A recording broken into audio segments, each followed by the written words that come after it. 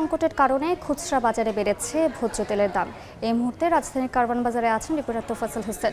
সরাসরি যাচ্ছি তার কাছে।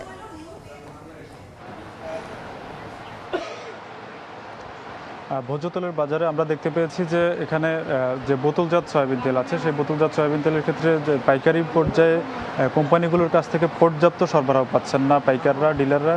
সে কারণে একটা ক্রাইসিস দেখা দিয়েছে তাদের মধ্যে, কিন্তু এটা এখনও ভোক্তা পর্যায়ে সেভাবে উল্লেখ করার মতো পর্যায়ে যায়নি। কিন্তু পাইকাররা বলছেন যে তারা আগে যে পরিমাণ প্রফিট করতে পারতেন 1 লিটার সয়াবিন তেল বিক্রি করে, সেই পরিমাণ প্রফিট করতে পারছেন না। কিছু কিছু ক্ষেত্রে তারা যেই দামে কোম্পানি থেকে কিনে আনছেন সেই দামেই বিক্রি করতে হচ্ছে ভোক্তার কাছে, যে কারণে তাদের প্রফিট মার্জিনটা প্রায় জিরোর কাছাকাছি চলে আসছে।